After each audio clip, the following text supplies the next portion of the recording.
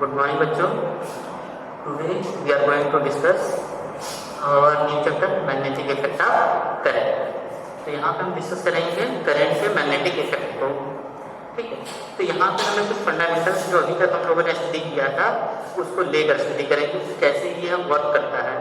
तो स्टार्ट करते हैं. जैसे कि अपने क्लास 11 में हमने एक फील्ड पढ़ा है जो क्या ग्रेविटेशनल फील्ड. ग्रेविटेशनल फील्ड क्या है? हम ग्रेविटेशनल फील्ड में जानते हैं कि अगर हमारे पास कोई ऑब्जेक्ट है, अगर उस ऑब्जेक्ट के पास मास है तो वो किसी अनदर ऑब्जेक्ट जिसके पास मास है उसको वो अट्रैक्ट करता है, उस पर एक फोर्स अप्लाई करता है. तो वो जो फोर्स अप्लाई करता है वो किसके थ्रू अप्लाई करता है? इसी ग्रेविटेशनल फील्ड के थ्रू. तो इस फील्ड में हम जानते हैं कि हमारे पास कोई भी दो ऑब्जेक्ट है जिनके पास मास है तो इनमें क्या होता है? एक फोर्स ऑफ अट्रैक्शन अप्लाई होता है. तो इसके लिए नेसेसरी कंडीशन क्या है कि दोनों ऑब्जेक्ट के पास मास हो. ठीक है. अब इसके बाद हम जानते हैं कोई भी मटेरियल हमारे यूनिवर्स में प्रेजेंट है वो हमारे एटम से मिलकर बना है. तो वो जो एटम्स होते हैं उसमें क्या है? उसके कंस्टिट्यूएंट जो फंडामेंटल पार्टिकल्स होते हैं, एलिमेंट्स होते हैं वो प्रोटॉन, न्यूट्रॉन और इलेक्ट्रॉन्स. और ये जो हमारे पास इलेक्ट्रॉन्स होते हैं जो फ्री होते हैं किसी भी एटम से मूव करने के लिए उनके ऑर्बिट्स में. तो ये क्या होता है? उनका जो नेचर होता है वो चार्ज होता है, इलेक्ट्रिक नेचर होता है. तो क्या है? चार्जेस से मिलकर बने होते हैं. और हमने अपने प्रीवियस चैप्टर में इलेक्ट्रोस्टैटिक्स में क्या पढ़ा था? कोई हमारे पास चार्ज पार्टिकल है तो वो अपने अराउंड क्या करता है? एक इलेक्ट्रिक फील्ड क्रिएट करता है. तो उस इलेक्ट्रिक फील्ड क्रिएट करता है. कौन सा फील्ड क्रिएट करता है? Electric field. Electric field create करता है. तो लेट्स से अगर हमारे पास यहाँ पर कोई चार्ज क्यू है, ये अपने अराउंड क्या करता है? ये एक इलेक्ट्रिक फील्ड क्रिएट करता है. कौन? ये इलेक्ट्रिक फील्ड क्रिएट करता है. तो अब इस एरिया में अगर हमारे पास कोई अनदर चार्ज पार्टिकल है, लेट्स से हमारे पास कोई एक चार्ज पार्टिकल है, तो ये क्या? ये इससे इंटरेक्ट होता है. ये इससे अट्रैक्ट भी हो सकता है और रिपल्सन भी हो सकता है, डिपेंड अपॉन द चार्जेस. वो पॉजिटिव चार्ज है और नेगेटिव चार्जेस है. यहाँ पर इलेक्ट्रिक फील्ड. लेकिन यहाँ पर जो हमारा चार्ज है ये चार्ज क्या है? At rest. ये जो चार्ज हमारा है eight position of rest.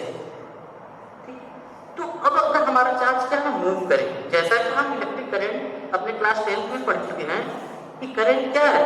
Current is the rate of flow of electric charge. तो वहां पे हमारा चार्ज क्या होता है? किसी भी अगर हमारा कंडक्टर अगर उसमें करंट फ्लो हो रहा है इसका मतलब चार्ज का मूवमेंट हो रहा है. तो चार्ज का मूवमेंट इसका मतलब चार्ज मूव कर रहा है. जैसे अगर हम कंसीडर करें हमारे पास एक सर्किट ले लेंगे,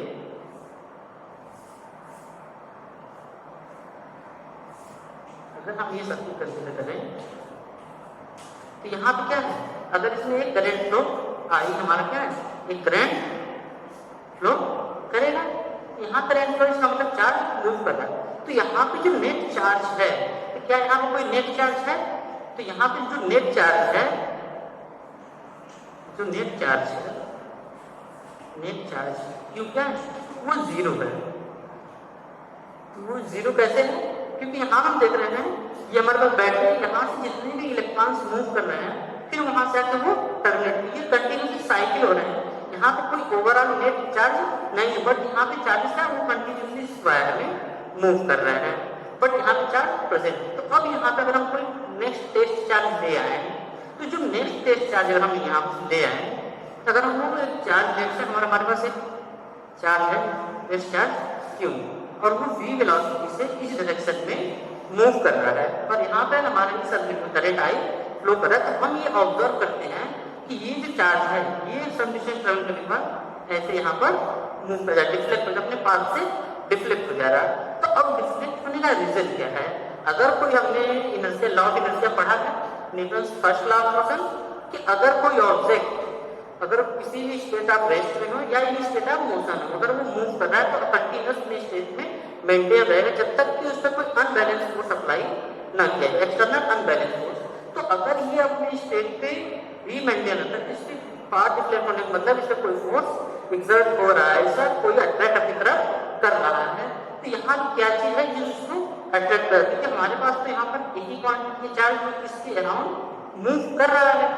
तो अब यहाँ पर हमने फर्स्ट ऑब्जर्वेशन किया कि यहाँ पे चार्ज मूव कर रही है इस पर, तो हमें सेकेंडरी क्या किया, यहाँ पर हमने एक और चार्ज लिया, यहाँ पर हमारा जो चार्ज है, चार्ज इन मोशन, यहाँ पे चार्ज इन मोशन लिया और यहाँ पर हमने लिया चार्ज एट रेस्ट, यहाँ पे चार्ज में एट रेस्ट लिया। तो अब इस चार्ज को हम ऑब्जर्व करते हैं, इस चार्ज में इसकी पोजीशन में कोई रिफ्लेक्शन नहीं हो रहा, कोई इंटरेक्शन नहीं हो रहा है, ये अपनी उसी में अनअफेक्टेडली अपनी पोजीशन पे स्टे है। तो ऐसा क्यों हो रहा है, करंट दोनों केस में कंटिन्यूसली मूव कर रहा, बट ये इफेक्टेड है, नॉट इफेक्टेड है और ये इफेक्टेड है। तो यहाँ पे ये देखा गया कि जो इलेक्ट्रिक फील्ड क्रिएट हो रहा था उसके थ्रू भी ये हो नहीं सकता, तो यहाँ पे ये ऑब्जर्व किया गया, ये ऑब्जर्व मिला। तो अब एक साइंटिस्ट थे जिन्होंने ये एक्सपेरिमेंट ऑब्जर्व किया, उनका नाम था फोरेस्टे। ये कुछ अपना एक्सपेरिमेंट कर रहे थे, तो उस टाइम उन्होंने क्या देखा कि यहाँ पे उन्होंने एक्सीडेंटली एक मैग्नेटिक नीडल पुट कर दिया, accidentally magnetic needle. Magnetic needle हम जानते हैं क्या होता है, मैग्नेटिक नीडल होता है कि मैग्नेटिक फील्ड में क्या होता है, रिफ्लेक्ट होता है, डायरेक्शंस को शो करता है। तो जब डायरेक्शंस को शो करता है तो उन्होंने देखा जब करंट फ्लो करता है इसमें, ये क्या होता है, ये अपनी पोजीशंस को चेंज कर देता है, मींस इसमें एक डिफ्लेक्शन देखने को मिलता है।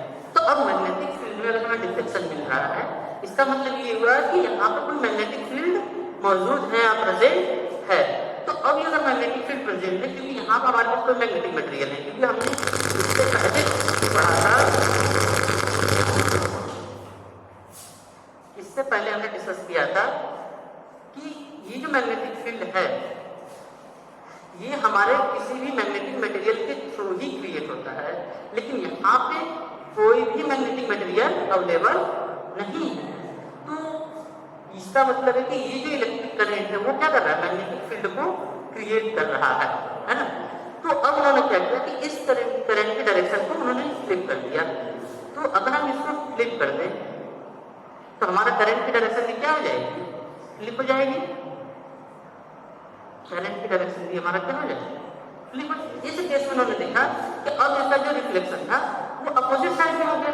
इसका मतलब कि करंट की डायरेक्शन चेंज करने पर मैग्नेटिक फील्ड की डायरेक्शन भी चेंज हो जा रही है।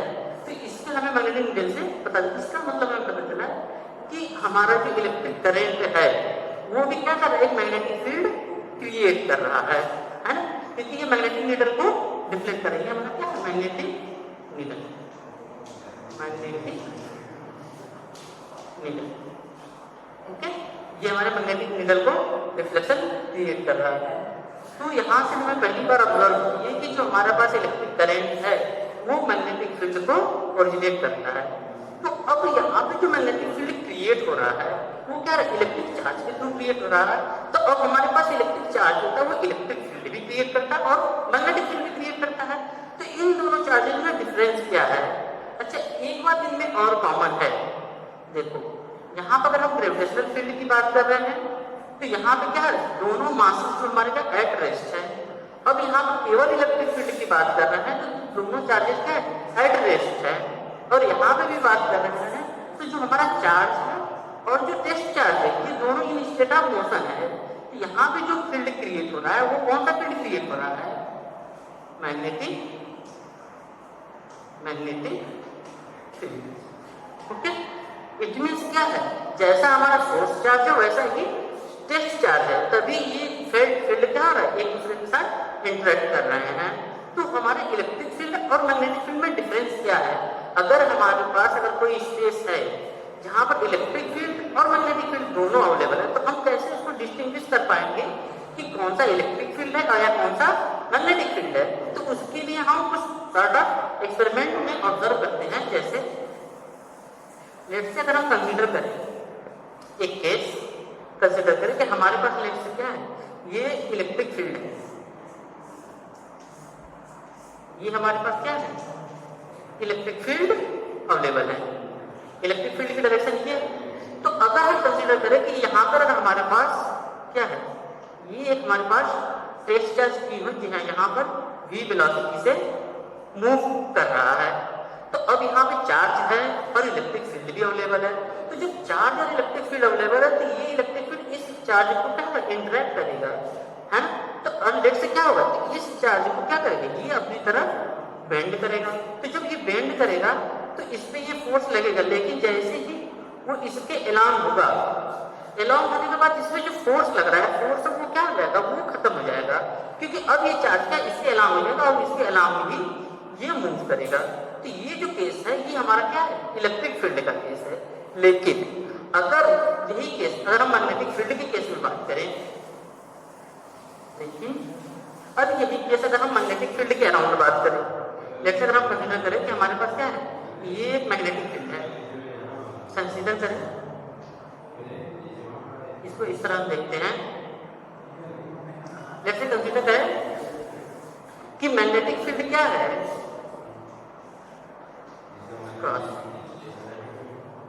ये हमारा क्या है, इस तरह से इसको समझेगा थोड़ा सा।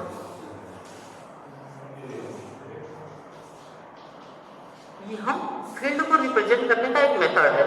इसका मतलब क्या है, जो हमारा मैग्नेटिक फील्ड है ये टुवर्ड द बोर्ड है, it means toward away from the board, हमारा फील्ड क्या है, अंदर की तरफ है। अब इस केस में अगर हमारे पास कोई चार्ज पार्टिकल अगर वो मूव कर रहा है, लेट्स से हम कंसीडर करें कि फिर से हमारे पास क्या है, एक चार्ज पार्टिकल क्यू है जो v वेलोसिटी से मूव कर रहा है, ओके, इस v वेलोसिटी इस डायरेक्शन में मूव कर रहा है। तो ये जो फील्ड है इसको क्या करेगा, इसको अपनी तरफ डिफ्लेक्ट करेगा और ये क्या करेगा, ये कंटिन्यूअसली रोटेट करता रहेगा, ओके, और ये एक सर्कुलर पाथ फॉलो करेगा। तो अब यहाँ पे जो मैग्नेटिक फील्ड है वो क्या कर रहा है, इस चार्ज को कंटिन्यूअसली क्या कर रहा है, एक सर्कुलर पाथ में रोटेट कर रहा है। और इसमें एक खास बात है, इस उसके सर्कुलर पाथ में क्या होगा, इसकी जो वेलोसिटी वो कभी चेंज नहीं होगी, और ना ही इसमें यहाँ भी वेलोसिटी दी है, तो यहाँ पर भी वेलोसिटी दी, यहाँ पर भी वेलोसिटी दी, यहाँ पर भी वेलोसिटी दी होगा। यहाँ पर जो एक्सीलरेशन होगा हमारे पास, एक्सीलरेशन वो होगा 0। इट मींस चार्ज पार्टिकल की जो वेलोसिटी, ओरिजिनल वेलोसिटी है वो कभी चेंज नहीं होगी, ओके। तो ये दो डिफरेंस है कि मैग्नेटिक फील्ड और इलेक्ट्रिक फील्ड में। तो अब अगर हमारे पास ये हमें पता चल गया कि ये मैग्नेटिक फील्ड है, तो मैग्नेटिक फील्ड जो है अब इसका यूनिट क्या है, या अगर हम इसमें कोई फोर्स अप्लाई करके इसको अपनी तरफ खींच रहा है, ये फोर्स कितना लग रहा है और फोर्स की डायरेक्शन क्या है, इसका यूनिट क्या है। अब इस चीज को हम नेक्स्ट वीडियो में डिस्कस करेंगे।